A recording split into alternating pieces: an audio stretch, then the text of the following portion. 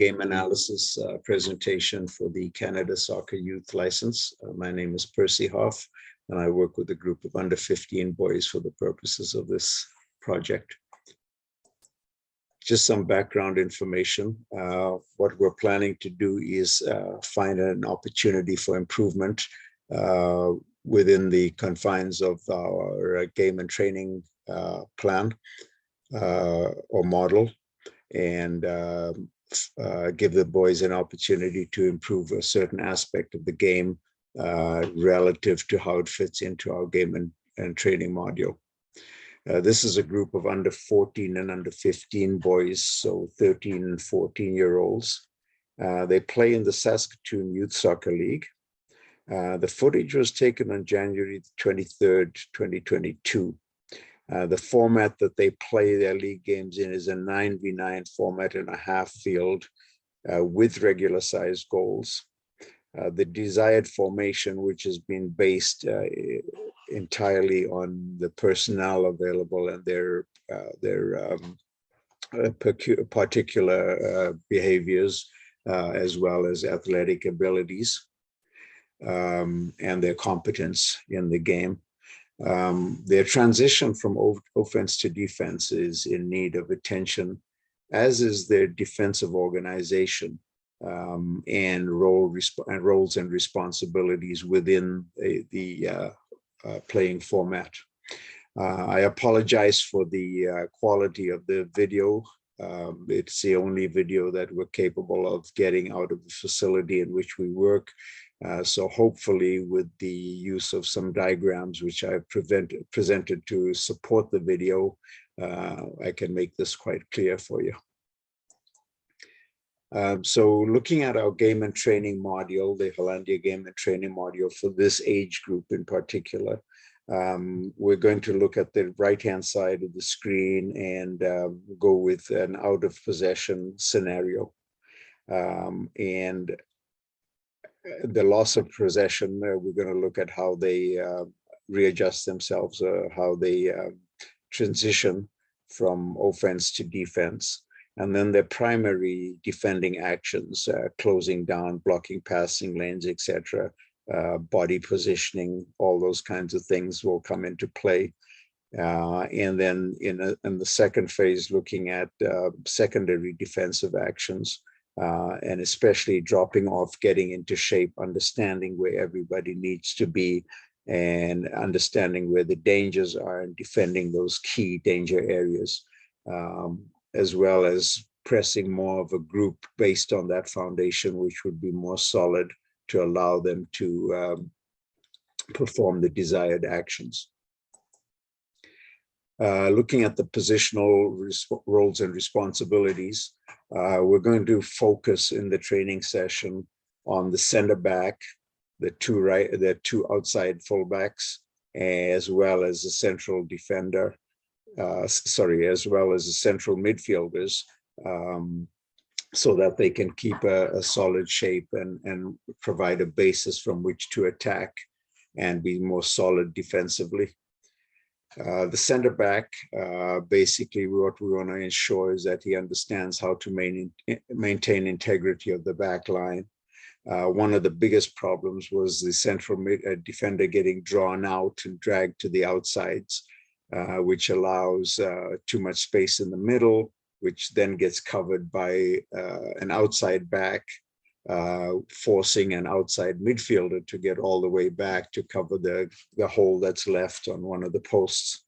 So we want to try and train the center back to remain central as much as possible and to prioritize the defending of the front of the goal, and getting his teammates on either side, the right and left defenders, to be able to offer him some support and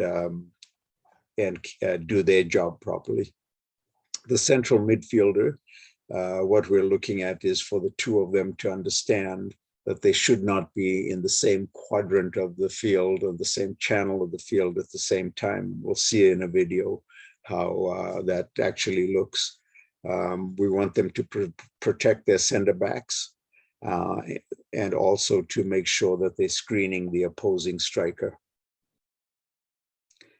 So this is a still taken from a video of the actual play that presents a good idea of just how badly the defensive organization is set up. In fact, I've called this defensive disorganization because that's all it is people running around, not knowing exactly what's expected of them and what their roles are. So this play actually starts out back in the backfield for the blue team. We're watching the orange team. The blue team breaks a press and the ball gets played into this player that you see now with the ball at his feet, who plays through to a striker, who then has an easy pass to pick out for the right winger running free down the right-hand side. The play will start out wide and then eventually come back to the back players who break the press. So we're not worried about coaching the press at this point in time. We're looking more at a scenario when the press has been broken. How do we organize to stop further damage? Just looking at this is a culmination of the previous picture where the ball has been played through and the striker is now picking out a pass to the running right midfielder who gets a shot on goal and just about scores. I'm just going to go back a little bit here and have a look at this picture again. So we can see that once the press has been broken, this defender has actually moved into this area, plays the ball easily into midfield. This player was very late pressing, so he's trying to recover, but it seems to be that his focus is on the ball. Maybe he would have been better off served to try and come out this way and at least deal with the threat of this player, seeing his left back has stepped inside. Okay, the left back is a responsible player and feels he has to do other players' work at times. So what's happened here is the ball's come into midfield. Our two central midfielders are on one side of the field, essentially in the same channel, and not providing any pressure to stop that forward pass. So what's happened is the left back has stepped inside to try and solve that problem, but he's too late in getting there and the ball has been slipped through. And in doing so, he's allowed this player, the right midfielder for the other team, to make a forward run. We can see also that there's a bit of a problem in the backfield here. The central defender is backed off and allowed a lot of space. So at least if he could have been tight, he could have affected this player, the center forward in blue, from when he got the ball. I also don't like how far away the right defender is from the central defender, very, very wide and unable to offer any kind of cover to the central defender. Let's take a look at a video of how this came about. So the play will start on the left, and then we'll start paying attention when it gets back into this area where the blue right back is going to be dealing with it.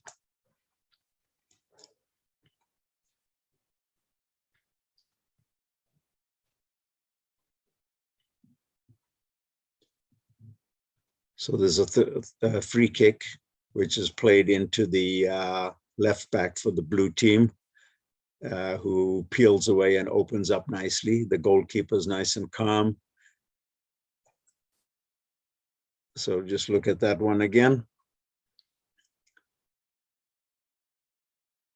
Long throw out of the back, and then the ball punted forward into the right back who plays back to the goalkeeper.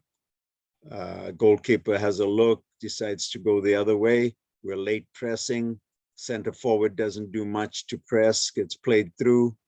Midfielder gets it, plays it through. Center attacker plays it wide, and we end up with a shot on goal, which was very dangerous and should have been a goal. So one more look at this as the ball comes in from the outside.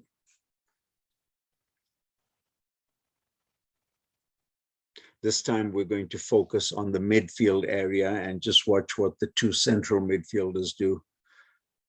So here we see one of them in position, in a kind of holding midfield position. The other one runs across him and is now two of them in the middle, kind of in the same zone. As the ball plays through, they're nowhere close to the player that receives the ball, who plays it through quite easily. Also look at where the right back is at this point in time. The center back's now having to try and come out and deal with this, which is again going to leave the center forward wide open. Our left back is sprinting back. Maybe he would have been better off sprinting this way and forcing the central player to play one-on-one against our defensive, our central defender. The left midfielder who got beaten in the press is tracking back, but he's a long way off and is never going to make it in time. We'll just move on to the next scenario, which is a diagram of what we just saw in the video pictures and the stills. So this is what our line really looked at. You can see the back line is 2, 3, and 4. Not any resemblance of a line, so it's a sort of a back three angular setup. 5 and 6 are on the same side of the field, unable to put pressure on that ball or unable to put pressure on this ball. The number 9 gets outplayed easily here. The left midfielder for the red team gets outplayed easily. Ball gets played into midfield with 0 resistance. Midfielder picks out a pass to 9, who plays out wide to 7. So we can see that there's a wide area left wide open here, area space that's wide open there, and space there that's untouched. The number 3 also is backing away from number 9, allowing him time to receive very, very comfortably and play a ball out to the wing. So let's take a little look at the desired situation. And this is what I would like to see once the players are trained and understand their roles and responsibilities. So looking at the goalkeeper, he's well positioned to move to either side, a little bit off his line. You remember it's a half field, so there's full capability of players shooting from a midfield area and scoring just behind the D. But in this scenario, our back 3 is looking much better. They're in shape. The center defender is ready to step up should the central striker take on 6 and get past him. The central defender is ready there, but he's also providing a nice sweeping role now. In case the ball gets played into that area, he can quickly cover it off and win it back. The 2 and 4s are much more supportive and tucked inside a little bit, so they're much more supportive of the central defender. And the 2 midfielders marking up, taking away space on these flanks. Okay, even though they're defending a bit narrow, they're in a good position to get out to the wing. And remember, it's not a full field width. It's only about 50 yards wide, or maybe 55 yards wide. So they don't have a lot of ground to cover as a back 3. Moving into the midfield line, we can see maybe this player is a bit high. He was waiting, I think, for the ball to be transferred to their to their left back. So he dropped off and waited. So maybe if he was here, just a little further back, he would now be in a position to stop a long ball down the line, but he would also be in a position to deal with this other central midfielder that's coming in. The number 6 is in a good position to put pressure on the striker, allowing the number 3 to play in a much more sweeping role. The number 5 central midfielder is across. If we had a line down the middle of the goals, he's in the other zone, a little bit further up the field, and is waiting to apply pressure. Immediately this ball breaks through the press and comes into this midfielder. He's able to apply pressure in a manner by coming a little bit to his left. He can at the same time make it difficult for a pass to be played out to the wing, but he's in good position to apply and force a backward pass, maybe to here, maybe to that player again. So a much better midfield line, especially if 7 had dropped back a little bit more, he'd be able to complete that line better. The number 8, I would have recovering into this area. and being able to make play a little bit easier on the number 4. But also, should this right back come forward, he'd be able to help dealing with the right back, so there wouldn't be a 2v1 on this flank. So this is a scenario, second scenario, where the midfield has been vacated again and everybody's been drawn to the ball. So we can see that, believe it or not, this is our left fullback who's rotated way out of position. You can see the goalkeeper standing at the near post, at the far near post, sorry. You can see the goalkeeper standing at the near post, and this player is gone past. Normally, I use a reference line between the center of the goals to show that the left midfielder should stay to his left of that line as much as possible. But in this position, he's gone. And the reason he's gone is because the right midfielder is caught upfield and not recovering into that position over there. The right back has gone out to help out, try and win the ball, I'm assuming. The 2 central midfielders have both gone to the ball. And also the body position of the left back, even though he's out of position, could be better if he opened his body and could see the blind side run here.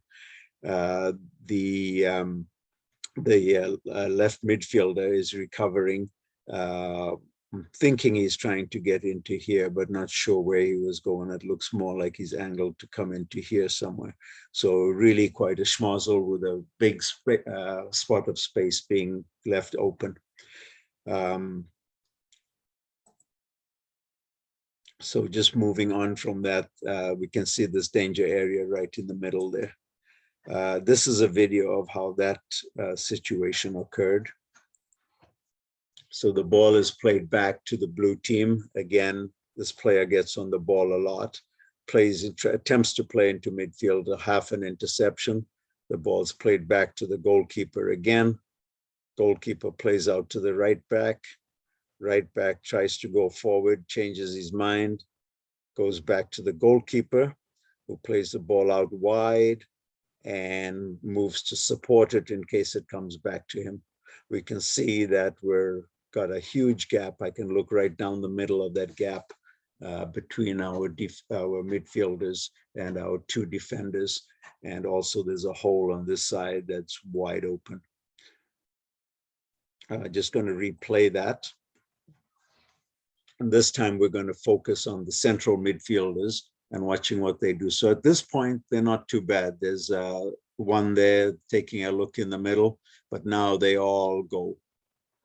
I'm just going to replay that again, just for a closer look at the midfield.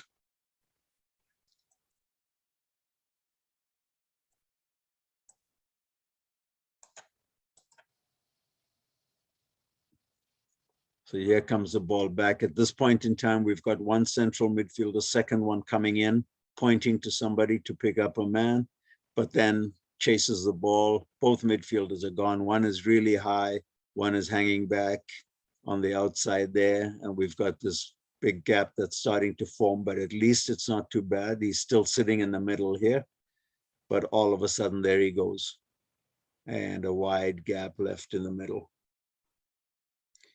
So looking at a diagram of this, this is what it looked like, and you can see the 2 yellow marked areas, or the danger areas, that are left wide open. Our 2 midfielders have gone chasing the ball. Right back has gone to press up or high on the left midfielder. 4 has come right across, vacated his area.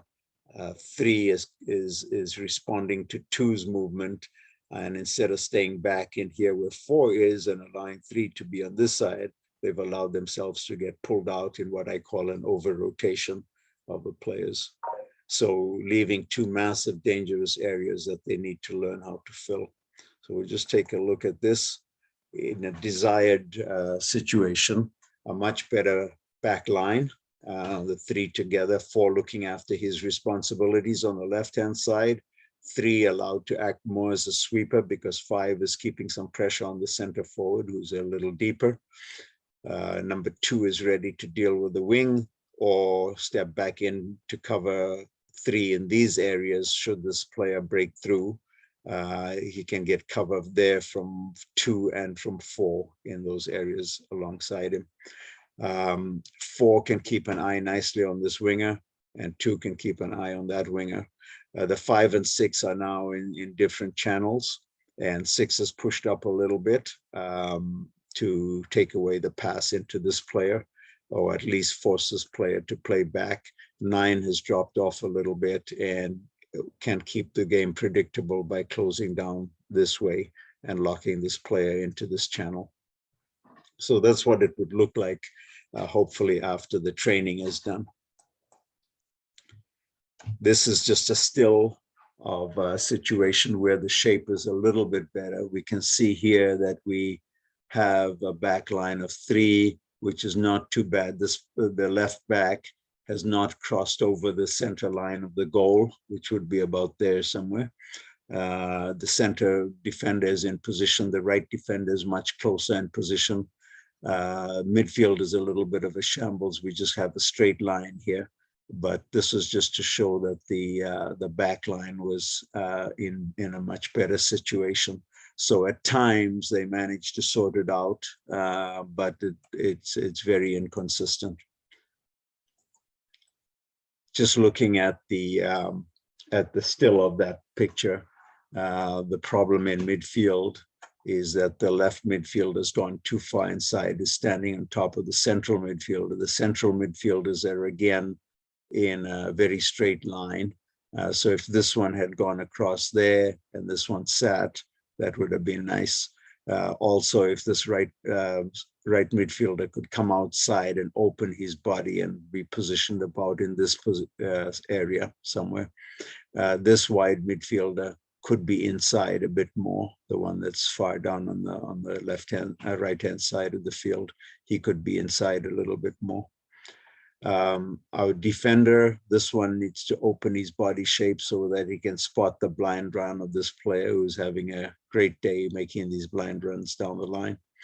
I would question the openness of this player as well, but it's not too bad. And the position of from what it looks like the right back is looking at the center back instead of opening his body a little bit to his right.